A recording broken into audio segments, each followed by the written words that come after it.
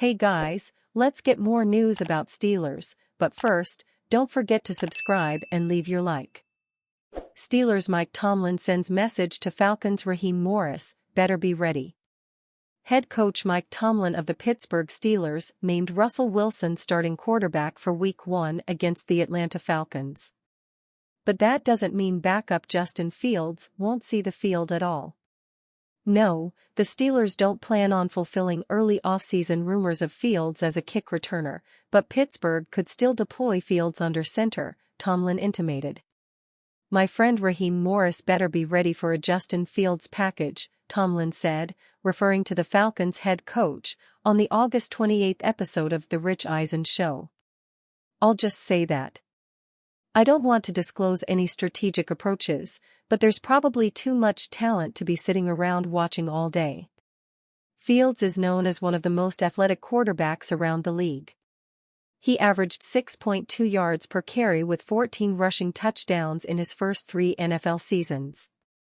Wilson will begin the season under center for the Steelers. He will try get his first Week 1 win since 2021 with the Seattle Seahawks. Ironically, Wilson had one of the best Week 1 performances of his career at Mercedes-Benz Stadium. Against the Falcons to open the 2020 season, Wilson went 31 of 35 passing with 322 yards and 4 touchdowns. But Fields brings an element that Wilson can't really provide at 35 years old: a running ability. Fields led the NFL with a 7.1 yards per carry average in 2022. Last season, he ran for 657 yards while averaging 5.3 yards per attempt.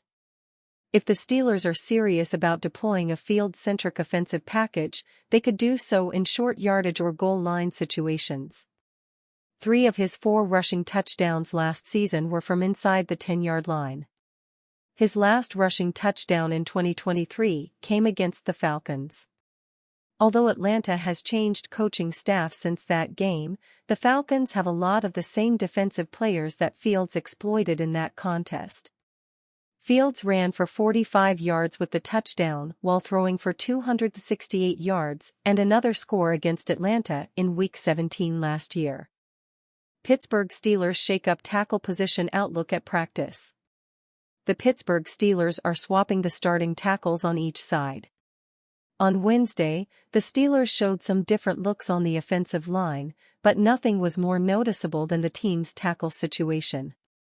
As first-round pick Troy Fautanu worked off to the side in hopes of a return, Dan Moore Jr. worked at right tackle for the first time all summer. Meanwhile, Broderick Jones flipped back to left tackle, the position that general manager Omar Khan vowed to get him back to at some point. While this is just a drill, it is the first time that the Steelers have even thought to flip the sides of the tackles. If Fautanu is ready for Week 1 and will start against the Atlanta Falcons, however, the team does need to figure out who its starting left tackle will be. If it's Jones, it would be reassuring to have Moore be able to play both sides in addition to Jones instead of relying upon one player as the swing tackle. Jones thinks that he will be able to swing back to left tackle if asked by the Steelers. After playing all right tackle, that will require some time, but it is Jones' natural position, so it should not be too hard. There are some new wrinkles to each side, and that side, but I think I am up to the task, Jones said. The Steelers would hope that Jones could start at left tackle, but an elbow injury and inconsistent technique has doomed him in the preseason. His first 2 games were rough, and he followed that up with a better game against the Detroit Lions, but not a stellar game. Meanwhile, Moore has played well. In all honesty, he has not done anything this preseason to lose his starting job, and that might be what happens to begin the season given Moore's steady level of play throughout the preseason. 49ers made offer for Broncos WR Courtland Sutton. Brandon Ayuk's 49ers drama is over. The long-running extension saga ended with a $30 million per year deal.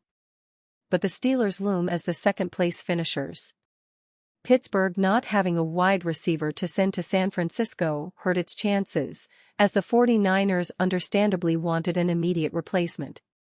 A workaround formed for the 49ers during the trade chapter, which featured framework with the Steelers, of this offseason overshadowing Aiyuk drama. The defending NFC champions offered the Broncos a third-round pick for Courtland Sutton, according to The Athletic's Diana Russini, but Denver declined. For all intents and purposes, this would have been akin to a three-team trade. The 49ers would have then traded Aiyuk to the Steelers, Russini implies, with the Broncos suddenly playing a central role in the what-if? Aiyuk to Pittsburgh scenario. The Pittsburgh component also includes the team offering the 49ers second and third-round picks for Aiyuk, SI.com's Albert Breer reports. The Sutton piece of this puzzle would have involved the Pittsburgh third going to Denver. Had the Sutton offer produced a deal, the 49ers would have been better positioned to send Aiyuk to the Steelers. With the Broncos keeping Sutton as their top wideout, after a Browns deal involving Amari Cooper fell through, the 49ers were in a tougher spot with Aiyuk. The parties returned to the table and hammered out an extension that locks in fifth-year standout through 2028. Considering the Broncos unloaded Jerry Jeudy for 5th and 6th round picks, this seemingly would have been a tempting proposal. Sutton was acquired before Sean Payton's arrival, and only $2 million in guarantees remain on his through 2025 deal. Sutton has also been a trade rumor mainstay since before the 2022 deadline. Denver holding off here suggests the team wants a proven target around Bo Nix, as a future Sutton trade proposal may well not include third-round compensation. While Pittsburgh has only George Pickens as a proven starter-level receiver, the team did draft Roman Wilson in round 3. The Steelers have turned several day 2 wideouts into promising receivers, with Antonio Brown coming from day 3. This addition, now featuring ex-Broncos QB Russell Wilson at the controls, looks to include Van Jefferson as Pickens' top complement. It would have been out of character for the Steelers to bring in an outside receiver of Aiyuk's caliber and pay him the $27 million plus per year deal they proposed, but it does look like the Omar Khan-led operation was close to doing so. It needed some help the Broncos were unwilling to provide. San Francisco's offer comes nearly 18 months after Denver nearly dealt Sutton to Baltimore. The Ravens were on the verge of acquiring Sutton in March 2023 but backed out and signed Odell Beckham Jr. The Broncos, who had set a second-round asking price on Sutton and a first-rounder on Jeudy last year, went back to the well with the 2 John Elway-era WR additions. Sutton overtook Jeudy as Russell Wilson's top target, catching 10 touchdown passes, including a few acrobatic grabs, to help the team recover from a 1-5 start. Jeudy is now in Cleveland. He may well have become Aiyuk Brown's complementary piece, with the 49ers wideout nixing a trade that would have sent Cooper to San Francisco. Both Cooper and Sutton expressed disappointment in their contracts this offseason, though their respective teams agreed on mere incentive packages. Despite this low-key end to Denver Sutton talks, the team appears to value the 2018 second-rounder in Payton's second year. Russini's report also pours some cold water on the Broncos unloading Sutton before the trade deadline. Denver just cut Tim Patrick, who had run with its starters for much of camp and the preseason, but has Sutton in place as its wideout anchor. The team will attempt to develop recent draftees Marvin Mims, Troy Franklin and Devon Vele, as Josh Reynolds is now in place as veteran support. But Sutton, who is entering his age 29 season, will be relied upon to boost Nix's rookie-year development.